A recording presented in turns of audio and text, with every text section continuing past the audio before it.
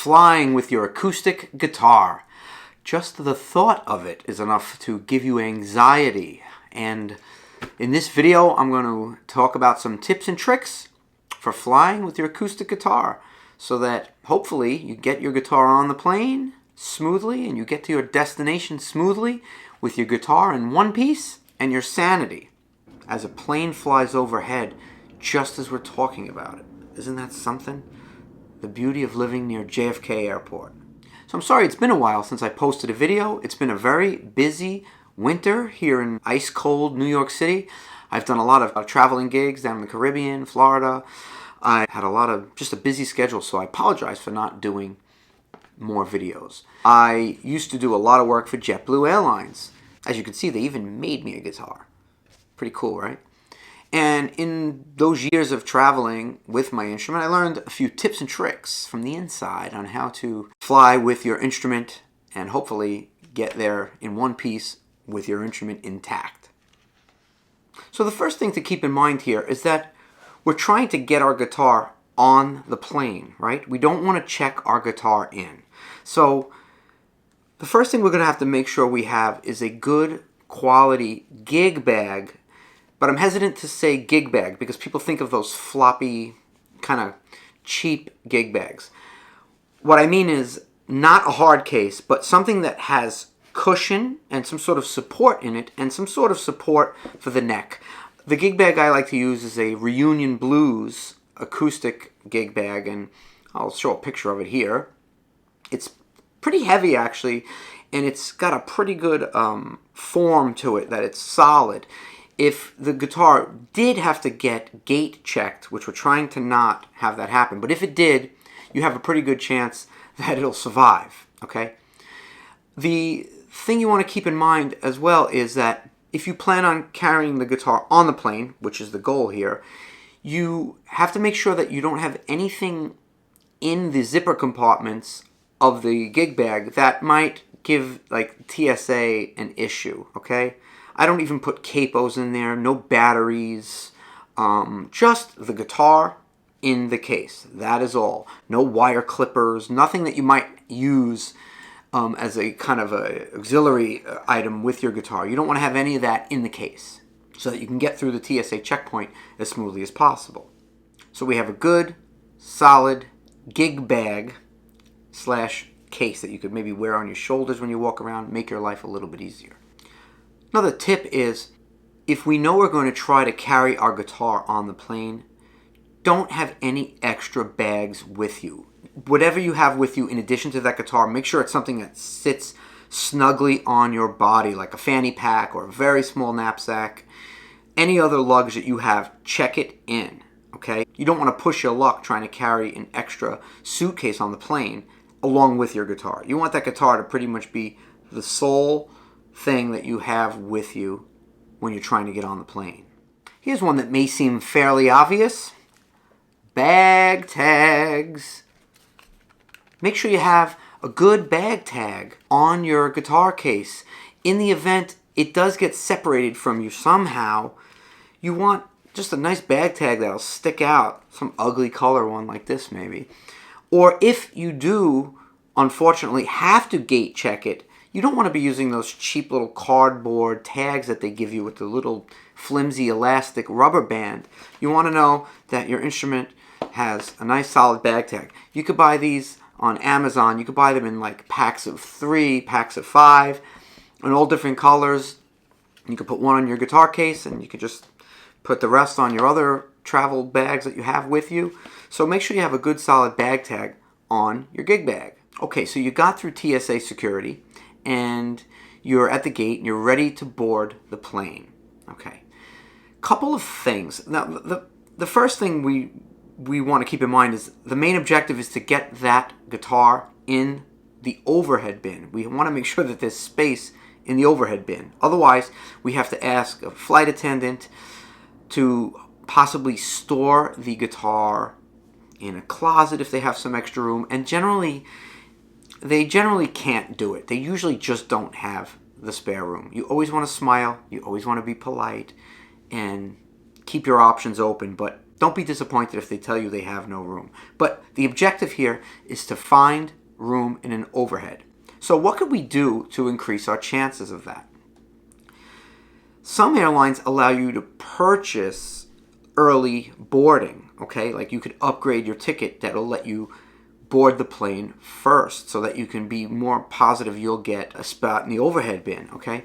I don't generally do that because I don't want to spend more money. But I've learned, like for example with JetBlue Airlines, if I buy a seat in the rear of the plane, generally they will board the rear of the plane first. Okay, not before the the preferred customers and and those people, but of the regular groups of people that board, the back of the plane usually boards first. So I will try to get a seat from like row 18 or further back so that I'm in a group that boards early, and then I have a better chance of having space in the overhead, okay?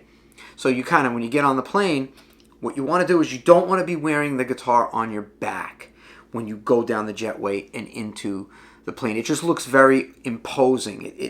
It stands high up above your back. It's wide. It automatically will set off like an alarm with the flight crew. They're like, what is this guy trying to do? And then you got to try to get it off your back when you get to your seat. It's very hard to pull off. So you want to just kind of hold it in front of you and just smile. How are you? If they give you any kind of, grief, or they tell you they might not have room, you say, well, I'm just going to try to see if I can get this in an overhead. I've always had good luck with your airline finding space in the overhead. Maybe you could help me? Just be as amenable as possible. Be as kind as you can be. And when you're walking down towards your seat, just keep an eye on the overheads, okay? They'll all be open at this point, more than likely, and you can kind of get a feel for how much space there is. If you see a nice open spot, even if it's a few aisles before your seat, take it. Take your guitar, put it in the overhead, and secure yourself a spot. That's the name of the game here, getting the guitar in the overhead, okay? Hold it in front, smile at the flight attendants, try to get in an early boarding group by buying a seat in the back of the plane or paying more to upgrade so that you get to board early, and that will give you the best chance of getting your guitar in the overhead bins. So chances are, if you're taking your guitar on a plane, right, you're playing somewhere that has a climate that is different from the climate you're coming from. Me, for example, I'm coming from New York, let's say, right now. It's winter. I'm flying down to Cancun to play a gig. It's going to be hot, humid. I'm coming from an environment that's cold, that's dry, because the room that I live in New York is being heated, right? I've had experiences where I get to the final place where I'm going to be playing and my acoustic guitar just kind of flips out. It swells with the humidity. The action comes up off of the frets. I've had situations where the guitar actually becomes unplayable. So you definitely want to bring any kind of tools with you that you might need to do a neck adjustment. I'll do a truss rod adjustment sometimes. I'll have to just kind of tighten the truss rod a little bit when I get to a more humid environment to kind of pull the neck back, bring those strings down a little bit closer to the fretboard if the top of the acoustic guitar swells, okay? So whatever, if you know your guitar and you know what kind of like little idiosyncrasies it has, be prepared with whatever kind of things you might need when you get to the location you're going to, okay? I remember being there and not having a truss rod adjustment and being like, man, this guitar is not playing well, and if I just had the truss rod adjustment, it would be fine, okay? So other peripherals that you want to make sure you have, again, don't put them in your guitar case. Put them in the bag that you're checking. Strings, clippers, any kind of devices that you use, tuners, batteries. I use a battery meter so I know if my battery's dead or not.